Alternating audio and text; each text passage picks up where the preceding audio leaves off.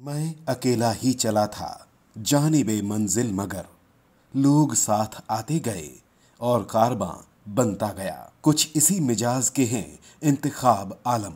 साल 1989 में सीमांचल के गांधी कहे जाने वाले तस्लीमुद्दीन साहब के साथ क्रांति मोर्चा के संस्थापक सदस्य रहे इंतखाब आलम।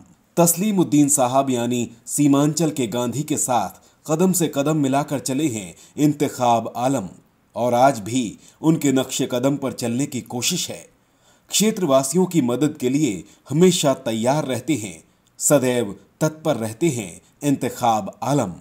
क्रांति मोर्चा कोई राजनीतिक दल नहीं था, लेकिन लोगों का भरोसा क्रांति मोर्चा के साथ था। समाज के हर वर्ग की आवाज बनकर उभरा क्रांति मोर्चा। 4 जिलों को साथ लेकर बना था क्रांति मोर्चा, जिसमें अररिया, पूर्णिया और किशनगंज भी शामिल थे।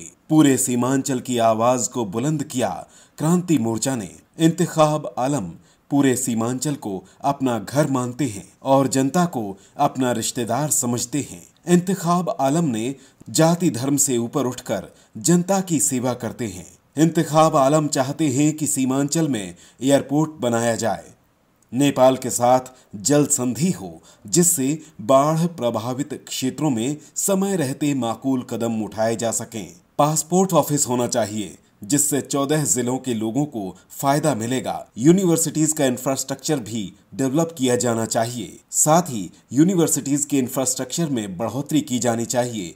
इसलिए हम आपको बताना चाहते हैं कि सीमांचल अपने आप में एक लौता क्षेत्र है जहां हिंदू, मुसलमान, सिख, ईसाई आपस में एक साथ एक ताने बाने में रहते हैं।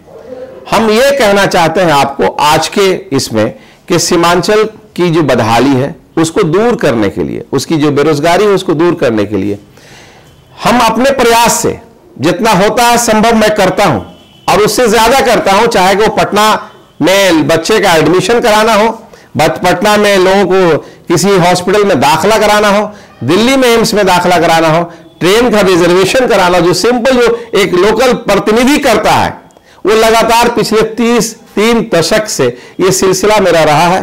और हम सांसद विधायक नहीं बने हैं, लेकिन उसके बाद भी लोगों को लगता है कि सांसद को कहने से अच्छा, विधायक को कहने से अच्छा कि इंतखाब वालों को कहे तो कुछ असर होगा। और उसी की वजह है आज, उसी की वजह है कि हम ज्यादा उस क्षेत्र में लोकप्रिय हैं, लोग हमको मानता है।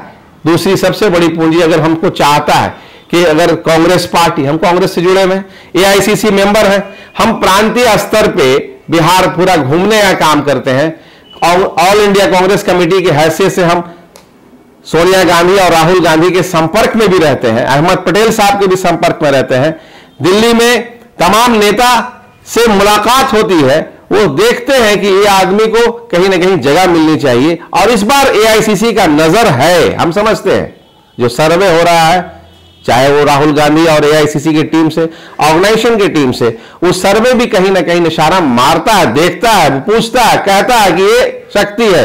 और कांग्रेस पार्टी आवाम, ये एक एनालिसिस हम देख रहे थे कि कई सोशल मीडिया पर चल रहा था, लोग आपस में ग्रुप शेयर कर रहे थे कि इंतखाब आलम को अगर जगह दी जाती है तो सीमांचल में एक बड़ा चेहरा बन सकता है, जो आने वाले 2020 के चुनाव में, विधानसभा चुनाव में ये उपयोगी हो सकते हैं इंतखाब आलम, क्योंकि उनके पास पूंजी है कि स्वच्छ छवि है, ईमानदार है व्यक्तित्व। आजकल वो राइफल का जमाना गया, वो बुथ लूटने का जमाना गया। आज देखता है सीमांचल का, किशनगंज का लोग कि दिल्ली में कौन मेरा मददगार है, पटना में कौन मददगार है और अररिया, पूर्णिया में कौन मददगार है। इस मददगार को देखते हुए जो अपने फर्ज के सही से अंजाम देता है, उस ड्यूटी को निभाता है, उसको नजर आता है हमें चांस मिला। मैं बेरोजगारी, मैं कभी ये नहीं कह सकता कि मैं सीमांचल में ताजमहल लाके दे दूंगा,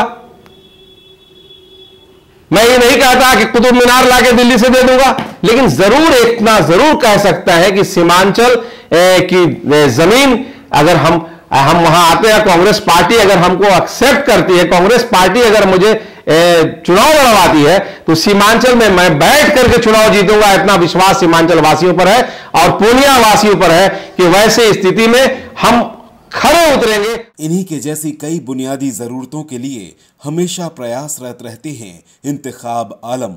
आलम का प्रयास होगा कि पटना हाईकोर्ट की बेंच को सीमांचल में लाया जाए, जिससे गरीबों को न्याय मिलने में देर न हो, साथ ही उनका समय और पैसा भी खर्च होने से बच सके।